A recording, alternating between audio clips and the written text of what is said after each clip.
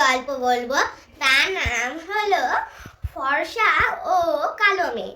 তো কোনো এক সময় একটি গ্রামে একটি দুই বোন থাকতো একটি বাড়িতে। তো দুজনের মধ্যে একটাই শুধু পার্থক্য ছিল, যে বড় বোনটা ছিল কালো আর ছোট বোনটা ছিল অনেক ফর্সা।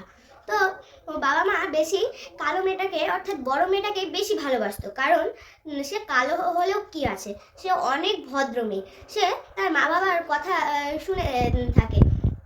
সে তার মা তাকে যদি সবজি খেতে বলে সে সবজিই খায়, তার মা বাবা যাই বলে সে তাই করে। তাই সে তার মা বাবার কাছে অনেক প্রিয় ছিল। তো ছোট মেয়েটা তার উল্টা ছিল, বাবা মার কথা তো শুনতোই না বলে বাবা মার কাছে অতটা ভালো ছিল না, প্রিয় ছিল না।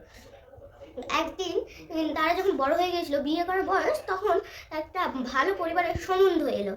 তখন বড় মেয়ে অনেক কিছু রান্না করলো। বড় মেয়ে খুব সুস্বাদু সুস্বাদু জিনিস রান্না করতে পারতো, যেমন ঘি, দই, পায়েস, বিরিয়ানি সব ভালোভাবে রান্না করতে পারতো। তো সে সব কিছু ভালোভাবে রান্না করে রেখেছিল। তখন কিছুক্ষণের মধ্যে আবার বরপক্ষ লোকেরা চলে আসে মা ছেলেকে নিয়ে। তো তারা ছিল খুবই ধনী, কিন্তু একটা কথা মানতে হবে, তারা ছিল একটু গরিবই, বড় বোনের ছোট বোনেরা।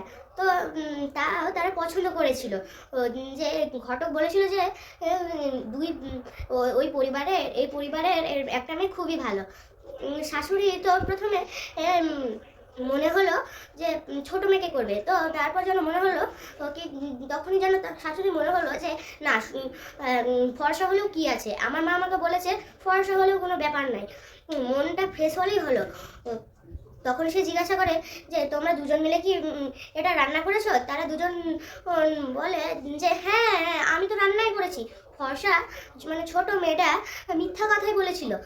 তো তার মিথ্যা কথা সে যে বলেছিল, শাশুড়ি মাটা একটু টের পেয়েছিল। তখন তার সে জিজ্ঞাসা করলো যে আচ্ছা বলো তো, তাহলে তুমি এই পায়েসটার মধ্যে কী কী মিশিয়ে কী কী মিশিয়ে তৈরি করেছো এই পায়েসটা? তখন ছোট মেয়েটা কেমন যে পাগল তা বলারই নেই। ছোটো মেয়েটা বললো যে পোলাও আর বিরিয়ানি মিক্সচার করে নাকি দিয়েছে, আর আর নাকি গরুর দুধ না দিয়ে অন্য কোনো গাধার দুধ দিয়েছে।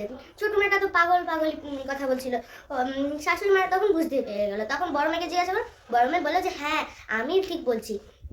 প্রথমে আমরা নর্মাল যেরকম করে ভাত রান্না করি সেরকম করে সেই চালগুলো দিয়ে তারপরে দুধ মিক্স করে তবেই আমরা বানাতে পারবো পায়েস।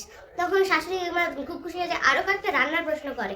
তখন শাশুড়ি মা পরীক্ষা নেয়।